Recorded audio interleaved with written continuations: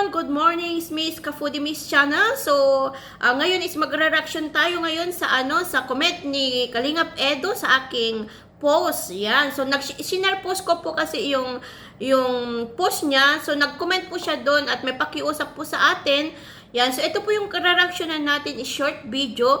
And bago tayo mag-reaction, is-shoutout muna natin ang ama ng Kalingap, Kuya Bal Santos Matubang, Kalingap Arab, Ate na Vlog, Jack Matubang, and of course sa mga hanay ng reactor ng Team Kalingap, pakisupport po ang mga reaction videos po namin.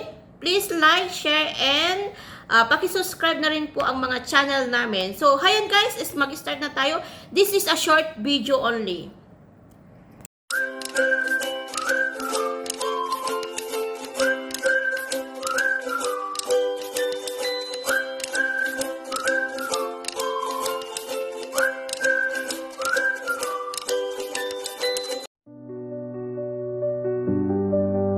So, hayan guys. So, kasi may post po si Kalingap Edo and i-share ko po yung post niya. Yung post niya po is laging piliin ang pagmamahal.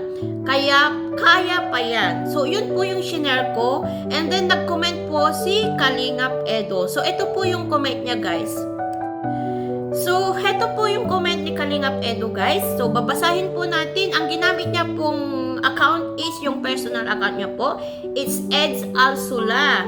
So, ito po yung sinabi niya sa atin at pakiusap. Yan. Ate Ka-Foodie, Edo po ito. Kung pwede lang po, wag na po natin sana gawin i-content ako at ang kabilang panig para po tumahimik na, hayaan na lang natin sila po. Thank you. So, sumagot po ako doon is noted. So, ang sagot niya din, sumagot siya, TYT, love you all. So, sabi ko naman is, sagot ko din guys is, we love you Ed, support ka namin kung ano ang decision mo, God bless.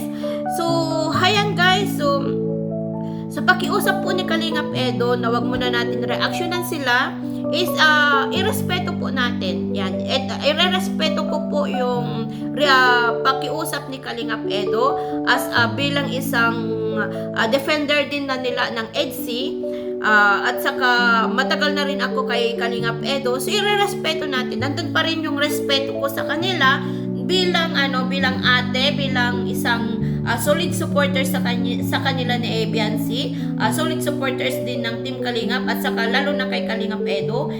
Alam niya po na matagal na rin ako sa kanya, so irerespeto ko po yun. So at sana yung mga ibang content creator din na nasa side ko din is hayaan po muna natin, wag po muna tayong mag-post ng hindi po maganda about sa mga issue ngayon. So mag-relax muna tayo guys. At kung may maririnig man tayo is hayaan muna natin sila guys. May time pa naman yan kung kung hindi sila titigil, di hayaan po natin. Basta tayo po yung side po natin is stop muna tayo guys, para sa respeto na rin kay Kalingap Edo. So eto Kalingap Edo is mahasahan mo at asahan mo talaga na stop muna akong magko-content sa'yo about sa issue na yan. At saka kay Biansi para para tumahimik na rin ang issue. And sana kung ano yung decision mo is God bless. At sana is may guys, ito ang maano ko kay Kalingap Edo, be strong. Yan, masasabi ko lang kay Kalingap Edo, be strong, and sana is yung gagawin mong move is makakatulong sa ating lahat. Yan, at lalo na sa mga supporters ng EDSI. So abangan po namin yan at sana is tumigil na ang bawat kampo kung sino ang nag-umpisa, sino ang wag nang magsisihan guys. Kasi bandang huli is lalabas din ang katotohanan at alam din ng iba kung sino po yung nag-umpisa. So kahit man po yung narinig ko, may ginamit din nila itong po guys. May ko. So is opinion po nila yon, lalo na kay Cell PS TV. So napanood ko yung niya. So opinion niya yun guys. Hindi ako makipag-rebuttal sa kanya. Ito na rin yung ko guys. Kung basta ito na lang guys. God bless na lang and God bless na lang kay Kalingap Edo.